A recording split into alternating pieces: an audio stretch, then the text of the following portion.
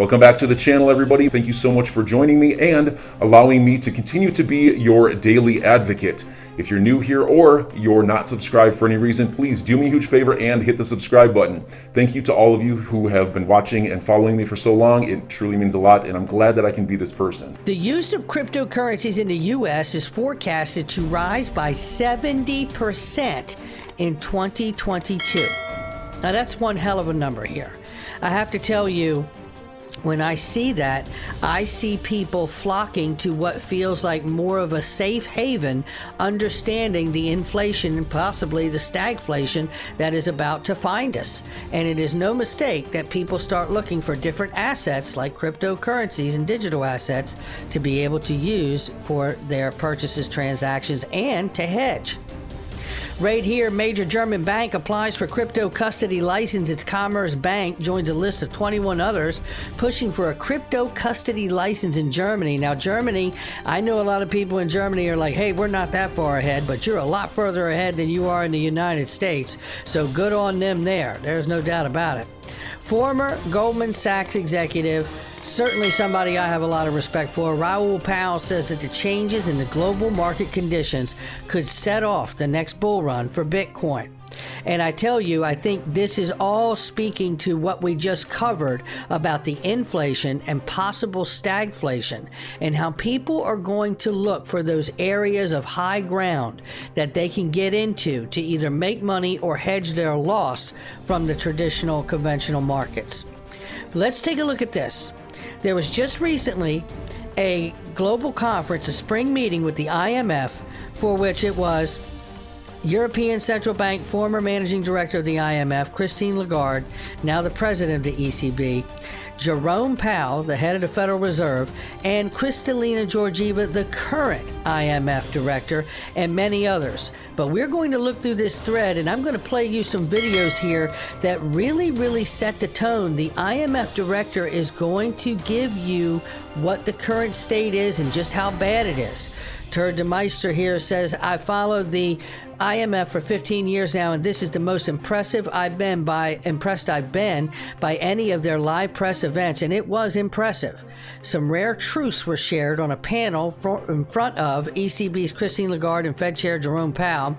The truth teller in question was Kristalina Georgieva, which you're about to hear in a second, the new managing director at the IMF. She grew up in and obtained her PhD in communist Bulgaria, did research at London School of Economics and MIT. She co-authored over 100 papers and previously was at the World Bank president and CEO. This is her right here in this first clip here I want to play you that he has set up for us.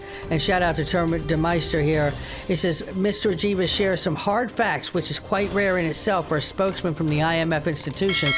She talks about the exploding government debt levels. Now, this speaks to what do you do in this situation when the paper fiat money of the world, certainly the global reserve currency, the US dollar, has been so overprinted that there's a devaluing coming. And we're going to talk about that in the SDR basket in just a moment. But listen to her remarks here. First one is the issue of debt. In 2020, debt levels have jumped for an understandable reason, to put the floor under the economy. Largest increase since the Second World War in 1 year. Wow. In 21, it was easy because interest rates were low, access to financing abundant. For some, it was cheaper to pay for more debt in 21 because of this drop in interest rates. There you go. Now, here is a quick clip that I want to play for you also. She goes on to clarify that they were basically looking at sovereign bond defaults. Many governments are staring in the face of bankruptcy, and investors will have to accept a haircut on their government bond portfolios. This is what she means with restructured debt, and it's exactly what she means, and you need to hear this. Now, I have done video after video on this exact thing. A global reset, a debt jubilee, Nasara Jasara, where you have to figure out who's going to take the haircut as the bondholder on the debt in order to have what would be considered a great reset. or even further, a new Bretton Woods moment for which she has called for as well. Take a quick listen. We have to help countries restructure debt early. There it is. And if we don't, down the road this year, we may be in a very difficult place. You talked about the 50 basic points. Just imagine what it means for emerging economies if on top of it their currency depreciates, which is also possible, and capital starts seeking the comfort of coming here to the United States. Now listen to what she just said. She talked about the debt restructuring, which is absolutely somebody taking a haircut on government bonds in their portfolio. Then she talked about the devaluing of currencies. Now, this is going to come into play in just a few more moments here, so I want to take you through it. Now, here in this particular clip, after talking with some exogenous shocks with some outside factors like the pandemic and the Ukraine war with Russia, and Georgieva points out how governments have failed to pay down debt when they could afford to. Take a quick listen. The second issue, though, is that not all problems are exogenous. We still have plenty of problems that come because of poor judgment, bad governance, corruption. When Christine was the managing director here in 2018, early 2019, in these good days that we almost forgot existed, she would say, when the sun is shining, fix the roof. What we are now discovering is that many countries did not fix the roof when the sun is shining. Now it is pouring. And there you have it right there. That is calling everybody to carpet right there. And here is where we're getting into this clip here where he says, before I show you this last and most important clip, I think it's relevant to know that Ms. Georgieva likely had family that lived in Bulgaria's hyperinflation in 1996. I suspect the experience informed her what she said on the panel. During the last moments of the show, Georgieva, the last speaker, spoke a truth rarely spoken in as an official live IMF setting. Namely, institutions are often short-sighted and the monetary stimulus programs have the unintended consequences of inflation. Listen very quickly here. Think through what may happen that is not our objective. And then we wrestle with the impact of it. Take any decision that is a massive decision, like the decision that we need to spend to support the economy.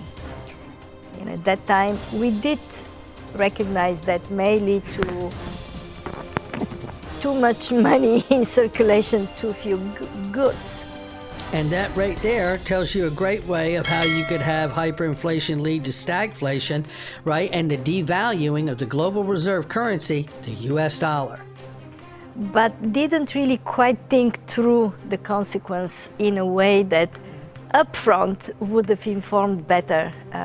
And I happen to disagree with that comment. I believe that there's no way that any one of those people at that level of that job and representation of where they are in their professional careers do not understand what printing $10 trillion would absolutely do as an adverse effect to the global economy and the global reserve currency, the US dollar. In fact, I have said many times, I think not only did they print the money through the pandemic and the liquidity crisis that existed before the pandemic happened, but I also clearly believe, that they were pricing in what they understand to be a revaluation of the US dollar, or devaluation, I should say, and even pricing in a bankruptcy globally. We will find out. But let's take a look at this. This is from Hall of Famer Michael here, the managing director, argued if companies and consumers are to utilize central bank digital currencies for cross-border payments, the need to prevent fragmentation and ensure they are all connected becomes more and more important. So enjoy your day, everybody. I'm always here for you.